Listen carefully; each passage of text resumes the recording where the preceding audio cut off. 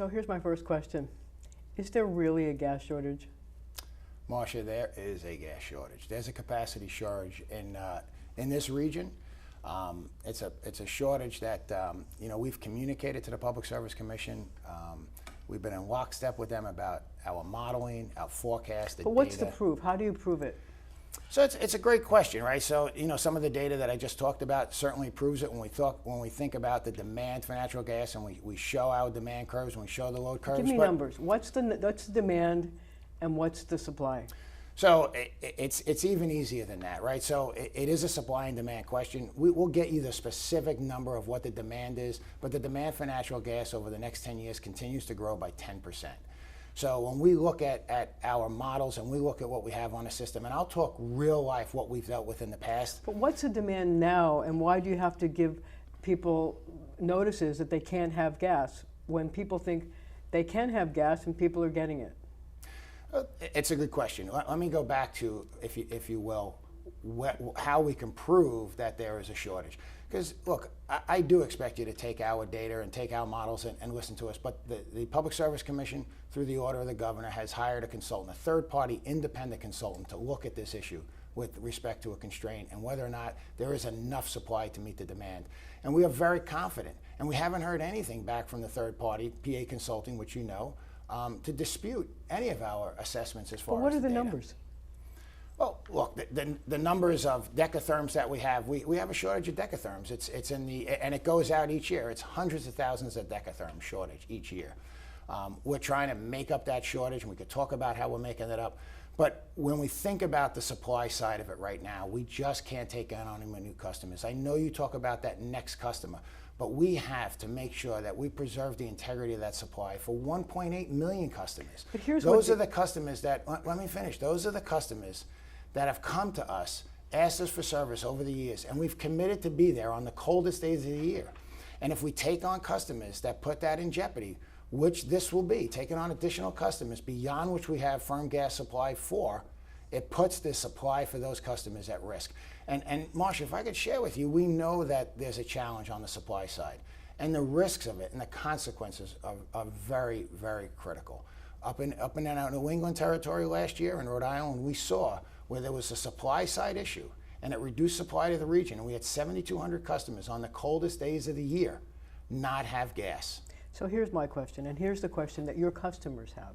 Mm-hmm. They don't understand why, if, say, an apartment has gas and a new person moves in, why you tell that new person they can't have gas because it increases the load, because they say, this was on the system before. What's the logic of saying a person taking over the very same apartment or the very same business that has gas, why can't they have it now? It's a great question, and it's a question that requires some discussion. So if a customer comes in and buys a house or an apartment, okay, and there was an existing service there and someone is moving in, we are honoring that request. But you're not. Yes, we I are. am inundated with people who say, in fact, I have a man who sent me a letter last night who said, I moved into an apartment, it had gas, everybody in the whole building has gas. I applied for natural gas and they told me no because I'm a new customer. He's not going to use any more than gas than was already in the apartment. So let me tell you how that works. If a customer or a building or a house has had service to that residence in the last 2 years, okay, they're in the forecast. We forecast the load and we recognize the customers that have been there for the last 2 years. But they're being told no. Well, we'll look at each one of those on a case-by-case basis. And if there is someone that deserves to have gas because they've been in that forecast and we have the supply for it, you have my word, we'll connect them. What I'm telling you is that there are customers that are asking to increase their load, and there are new customers coming on, and those are the customers that were forced to deny service, again, to ensure the integrity of the supply to that. So what do you say to somebody who buys a house and says, and the house has gas, and then they say, well, listen, I have to renovate the house, so I'm going to turn off the gas so that I can renovate. Then what happens? They're not going to be able to turn it back on again in 6 months or however what time it takes to do the renovation? So I'll bring you through that. I mean, what do you say to them? Yeah, no, absolutely. If a customer comes to us and tells us that, and this is where we've been over the last, since May of this year. Customers that have come to us before May of this year and told us that they're buying a house and they're renovating it, and they told us about it, we preserve their place to come back. So if it takes them 6 weeks or 6 months or 6 years to renovate that house, we will connect that service. The challenge that we're having are those customers that have been active for 2 years or more. And there are thousands of customers that have been active for more than 2 years. And then they come back to us after the May 15th date when the permit was denied and of asking for service. That's incremental load on the system that we haven't accounted for in our forecast. But wait a second, let's stop. Sure. So I'm going to buy a house in Brooklyn, Queens, or Long Island. Okay. And I say, I'm going to buy it today. And I move in and it has gas, and I say, I just want to renovate. I don't like the bathroom, or I want a new bedroom, or I want to push the patio out. So you turn off the gas to do the renovations. Will they be able to get gas when they want to turn it back on? So if it's the same load, if they're requiring the same load, gas, if you will, then yes, they can. Are you making that a promise? I'm making that a promise. You're telling people today that if they buy a house in the future and they just want to do a renovation, they'll get gas when they turn it back on. If it's the same level of gas supply that they're currently supplied, yes. So why is it that people today have been inundating us with complaints saying that that has not been what has happened? And so has it been bungled? Is the message going out from central headquarters not getting to the people who actually deal with customers? No, listen, I think the idea of stakeholder engagement, whether it's the customers, the elected officials, the business community, we have been at this for several years communicating to them where we are with respect to the need for additional gas and the requirements or the parameters around new customers, adding load, customers going to a new location, or just switching from one homeowner to the next. We've communicated that.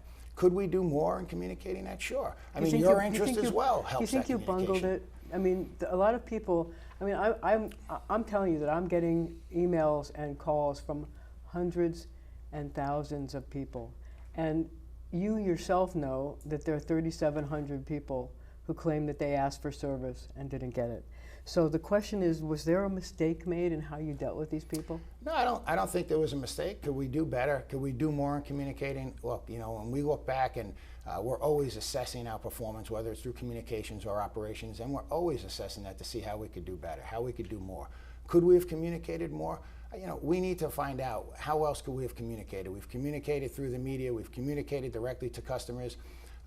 We've communicated through various channels. Are there more things we can do? Absolutely. We could always improve communications. But I wouldn't say that we've made a series of mistakes that have initiated this. I think there's always things that you can do better. And we'll continue to look to find ways. And we've contacted these customers. I know the customers that came out of the order just the other day, we are reaching out to those customers. We have a target, and you would think you could just contact these customers, but we're targeting to get all those customers by the end of this week. Many of them aren't in those homes or businesses, so we have to try to find those customers with their contact information that they provided us.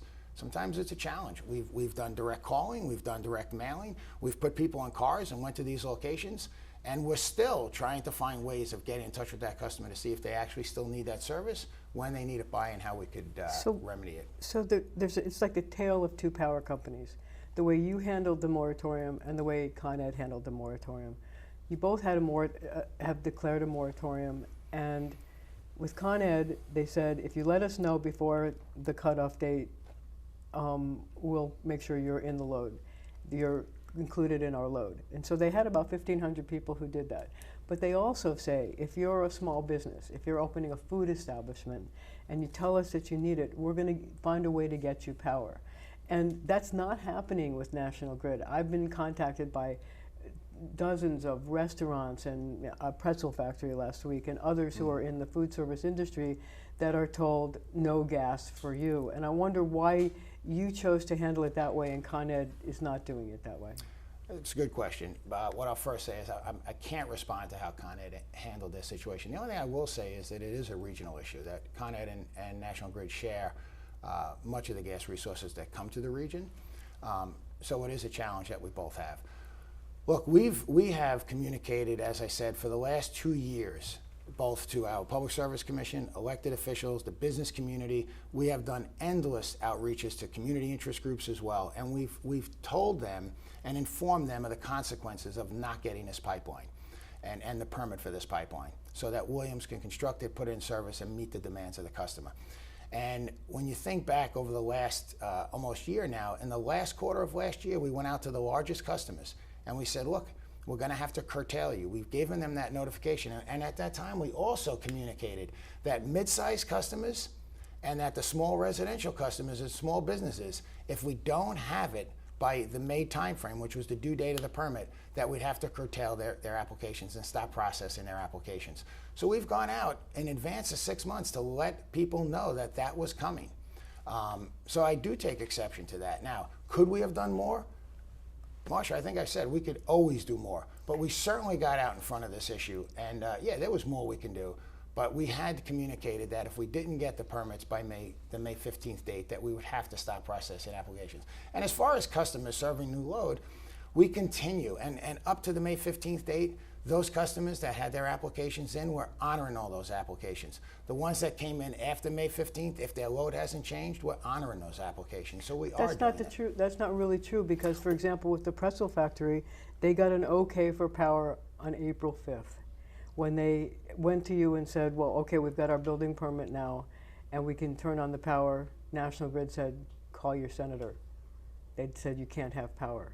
So there are two questions. Why was that not honored until we did a story about it? And secondly, why are they being told, call your elected official? Yeah, so two things. I'm not sure why that particular customer was told to call their elected official. Everyone's being told to call their elected official. Well, every single person, 201, tells me, we call National Grid and they tell us, you want power, call your elected official and tell them to approve the pipeline. Well, let me address the one with the pretzel factory, and you're telling me that they were accepted in April. If they were accepted in April, we would have connected that customer. I have the letters that say no. But hold on a second. If it's a small business or residential customer, that process went through May 15th. So if they got it in by the May 15th deadline, we would have honored it. But you did. Well, hold on. Let me finish. If it was a small business or a medium-sized business, then it would have been sometime in February of that time frame. So what I'll do is I will commit to going back and checking when that application was completed. When you look at the application process, and this is one of those areas where we could always improve, when a customer calls us and asks us for service, that doesn't necessarily generate an application. There's quite a bit of data they need to provide us that we do an assessment on whether we could serve their load, independent of this NESI issue, in the normal course of business. And when we make that commitment, it is a commitment that the customer signs as well as we do. And I'll go back and check that, and I will get back to you with respect to whether or not we dropped the ball on that one or not. I mean, do you think that you should reevaluate your policies with respect to some of these small businesses, restaurants, and things like that? Because, you know, you would think that you would want to help small businesses create jobs and other things in the community. So, Marcia, I will say this. We have been in business here for over 100 years, and I've been part of it for 35 of them. We are in the business of saying yes to customers. That's how we got to 1.8 million customers, but providing service, supporting the communities that we serve and the communities that we live in. The communities that you mentioned are all the communities that myself and my colleagues all live and work in. So we want that business, and we do a tremendous amount. As a matter of fact, we are recognized by the state for our economic development programs that we're extraordinarily proud of with respect to small businesses and so forth. So we are right in their lockstep with making that happen. Should you change your policy going forward with respect to them? I can't change our policy at the risk of supply to that 1.8 million customers we have. And this is the way I would say it, Marcia, that those 1.8 million customers, I don't have them all in the room here, but I am quite certain that they do appreciate the level of support that we are putting forth to preserve the integrity of their supply. And when we connect one of these incremental customers, because we find capacity, and we could talk about that, when I have the ability to hook up that next customer, they can rest assured that we will protect the integrity of that supply with the same passion we're doing today. So you have a situation where there are 3,700 people and businesses who have been told there's not enough gas. As a result of the recent action by the Public Service Commission, approximately 1,100 are now going to get gas, and you have said that you will get that gas by buying gas on the spot commodities market and gas pipeline, gas stations serviced by trucks and things like that. I guess the question for the 2,600 other customers who are not getting services, why can't you do that for us? So I'm going to have to take you back a little bit. So we committed, the Public Service Commission had directed us to connect a certain amount of customers, the 1,100 customers, if you will. Okay, they directed us to do that. We didn't challenge that. We said we would commit to that. We certainly disagree with many of the assertions made in that order, but we certainly said that with winter coming, we will commit to those 1,100. We didn't say that those 1,100 would be served by CNG or by third-party peak supply contracts that may be available on the market. The way that we committed to doing that was to identify additional enhancements to our existing energy efficiency programs and demand-side management programs. So let me just tell you what that means. What that means is we are going out and identifying large commercial customers that currently have firm gas service, okay? And we're looking to incent them to change to interruptible service so we could reduce. That's unprecedented. We're going to ask those large customers to reduce the amount of gas they're using and commit to that reduction. How do they do that? Well, that's their business, right? They're going to have to, many of these were interruptible in the past, right? And I'll explain interruptible customer, but many of them were interruptible customers in the past, and they have converted to firm gas service. When you're an interruptible customer, we have the ability, when the temperature gets down below 15 degrees, to cut your service off. But you have to have, and you have to have proof of it, that you have a secondary energy source for your processes. In many cases, it's oil, that these customers have oil as an oil backup. So we're going out to those same customers that were interruptible in the past, went to firm, and we're going to incent them to go back to oil on the coldest days of the year to enable us to have the capacity to fill these 1,100 customers. How much That's will what that we're help trying you? to do. How much will that help you? Well, we'd anticipate that we'd be able to get enough supply to feed these 1,100 customers that we've been directed to connect. Is there anything that can help the remaining 2,600? So if we're the more success we have in that program, if we can capture more capacity than we need for that 1,100, we could connect, if you will, that 1,101 customer, if you will. So I wanted to ask you about something the governor said yesterday, because I think you should respond to it. First of all, I'm going to read you two quotes. Sure. The first one is this. He says, all of a sudden people are losing power and people can't get their power turned on. The suspicious fact, not that I'm a conspiratorial type, he said, is that even if the pipeline got approved, it wouldn't be built for at least 12 months or to 18 months. What did they think was going to happen in the meantime? So given the fact that even if you had gotten approval this summer, it would take between a year and a year and a half to build the pipeline, what were you anticipating doing for these clients while the pipeline was being built? And again, Marcia, when you say clients, new customers coming in, or existing customers, because this is a very dynamic system. The gas business is a very dynamic system. So there's two issues in there that I think is important to address, right?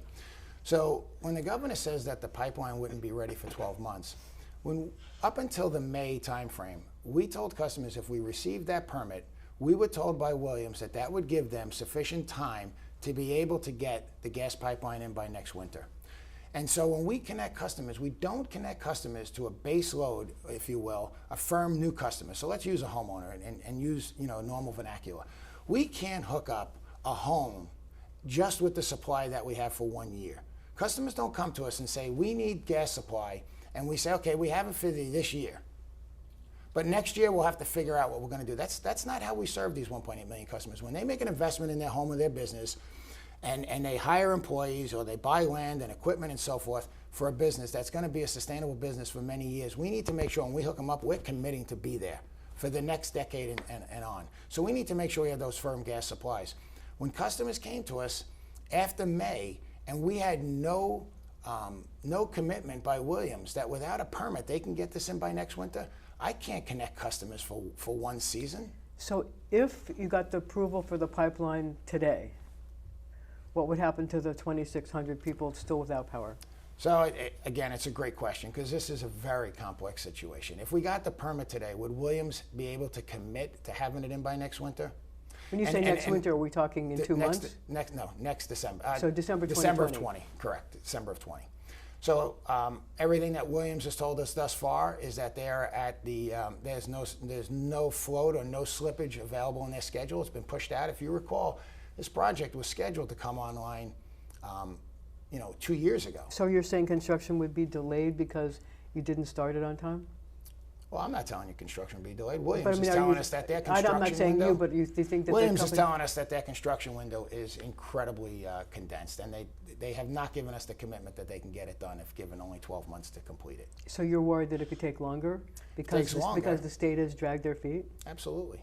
If it takes longer, we're committing to customers that we don't have a firm supply for, and we'd be putting at risk 1.8 million customers. That's a serious risk, Marcia. So it's what- really a serious risk. What has been the effect of the state delay in approving the pipeline on your ability to serve customers, new customers, and current customers who might be buying a property that has gas but want to use it? So I'll talk about the delay in a moment, but I want to continue to go back because the other issue that you mentioned was around the system itself. So, we're talking about connecting new customers, but the dynamic on the system is there's other pipeline companies that have communicated to us and to our Public Service Commission, to the region, that they're having reductions as well in their ability to supply us gas for this winter.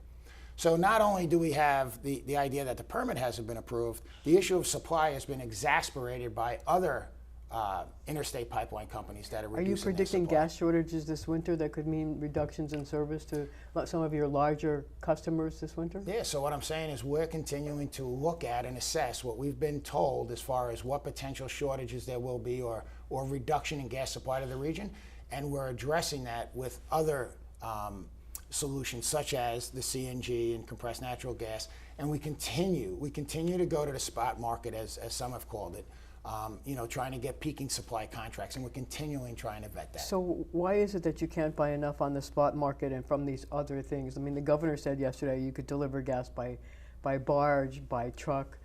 Why is that not enough to deal with all the customers who are asking you for service? It's just not enough. And just let's go through it. So if you think about the CNG site that we have up in Glenwood, we've had that operating for a couple of years now. We actually do bring in, as the governor suggests, we bring in gas by truck. We use CNG trucks. These are large tractor trailers we bring in. We bring them into our station up at Glenwood. We bring about 20 tractor trailers up. We back them up to a manifold, into a pipe, and we inject the gas on the coldest days of the year into the system. Very small amount. Those trucks empty out in about 4 hours on the coldest days of the year, and we got to rotate them out, put new trucks in there. We talk about the logistics for a minute. That's not a sustainable way to feed 1.8 million customers. What's that for? That's for contingency. That is not a steady state condition. So on the coldest days of the year, when those trucks empty out, we have to turn them around.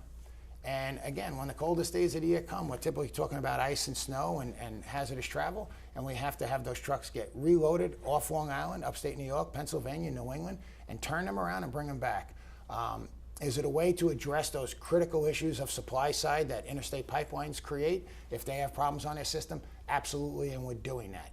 But it's not sustainable, and we're not going to hook up a new customer on the heels of a portable truck coming to Long Island and have that customer supply dependent upon that portable truck.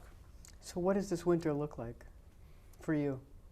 It's a tough winter. The margins are very tight, right? And when we get information such as this interstate pipeline that's going to have some reductions, we need to go back and work with our regulator and make sure they're aware of the different programs we're looking to do and continue to scrub the spot market for additional capacity that may be available. Remember, when it's cold in the Northeast and we look at these spot markets, we're not the only ones out there, right? Everybody is also trying to get it. So the competition for that next decatherm is tight to begin with, and more importantly, whether or not it'll be available. So it'll be a challenge this winter. Would that affect prices as well?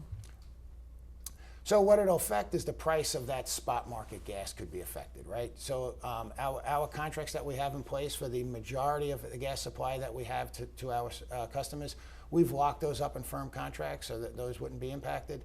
But it's going to be a tight winter. I will tell you, Marcia, last winter was very tight as well. Last winter was very tight.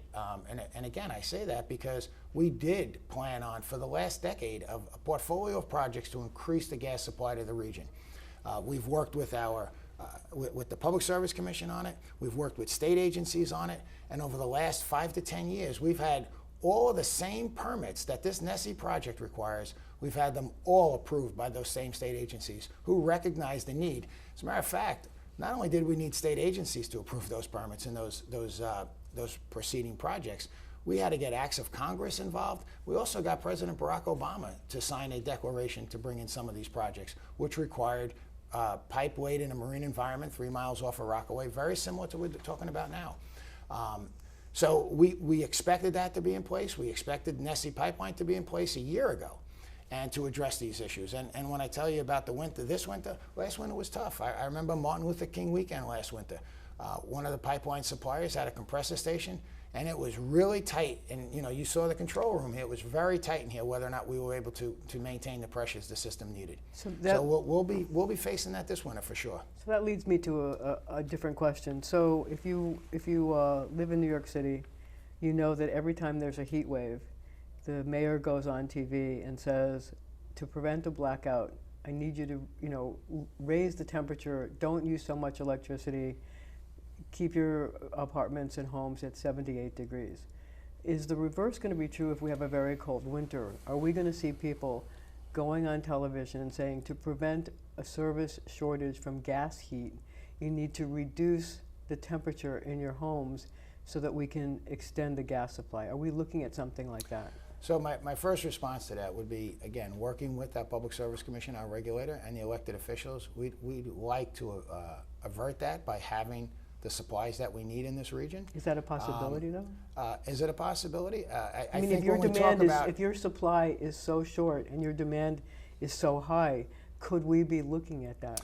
Yeah, I think, look, when we talk about our demand side management programs and going out to the business community and asking them to curtail their operation, which we are going to do, they will get that message. They'll get it in a much more structured way and how they can, so they're not at the last minute trying to plan a reduction in their load. We're getting out to them now and asking them to reduce it. And we're also counting on the many interruptible customers that we have on the system.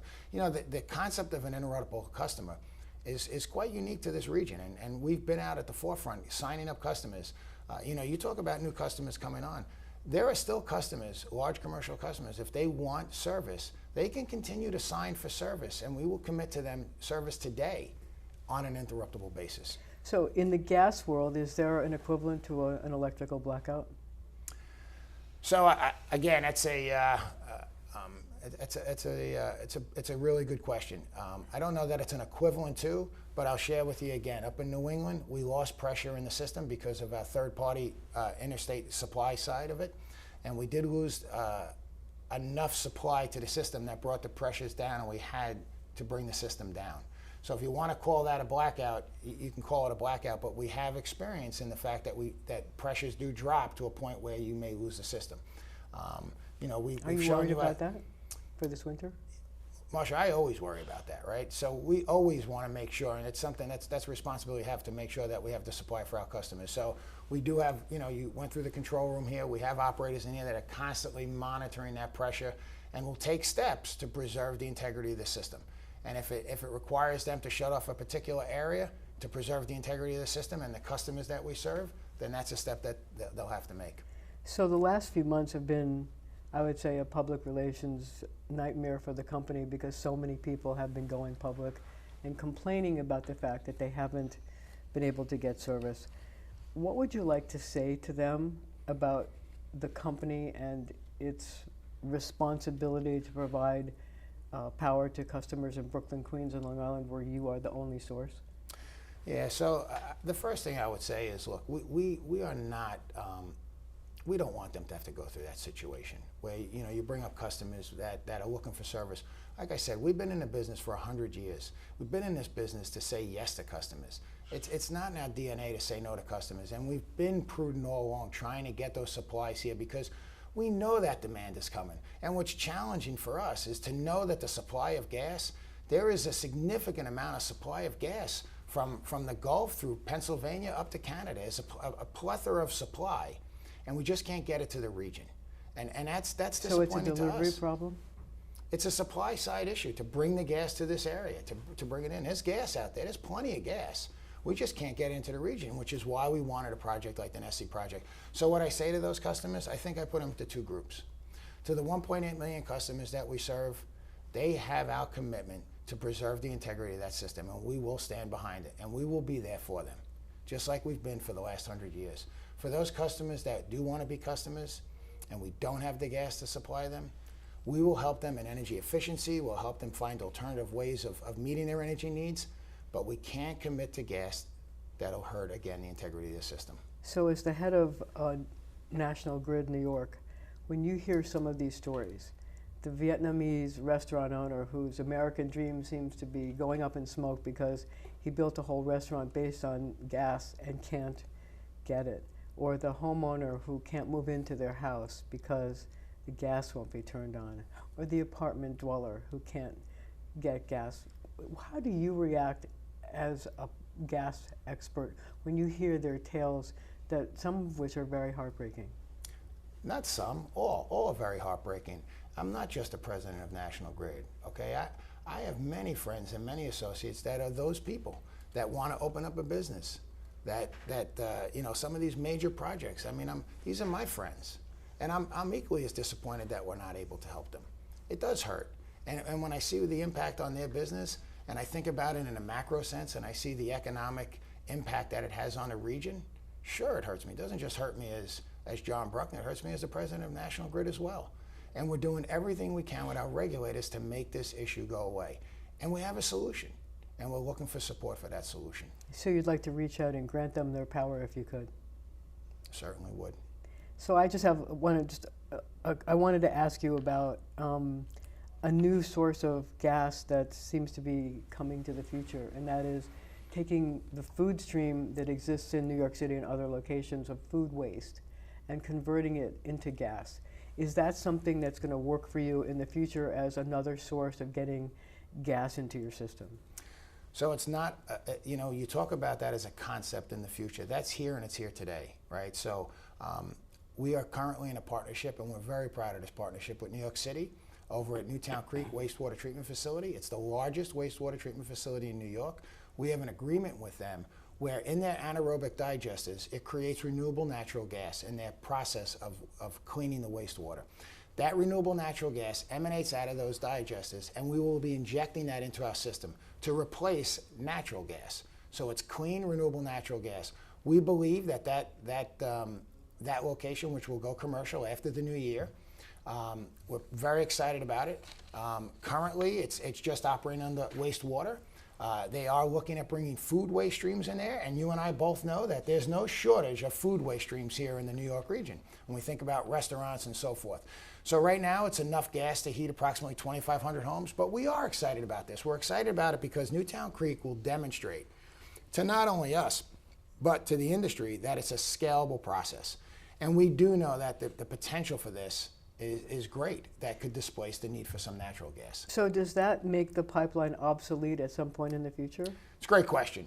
At some point in the future, we'll have to define what that point is, but what I will tell you right in the here and now, it's the largest wastewater treatment facility. It'll generate renewable natural gas. We'll put it in our system, but let's put it in perspective. I need 35 Newtown Creeks a year for 10 years to equal one Nessie pipeline. So if you were to tap into the food stream in New York City and develop the natural gas, the methane that's created by the food waste, how do you get that into your pipes to deliver it to customers? Are you still going to need the Nessie pipeline, or can you do it with the pipelines that exist in your system back there? It's a great question, right? So we're not alone in this endeavor, right? So not only is Long Island and Brooklyn, but throughout the country, people looking at RNG as a solution. So if that RNG is created off of Long Island or outside of New York, then we will need those interstate pipelines to continue to bring that renewable natural gas to us.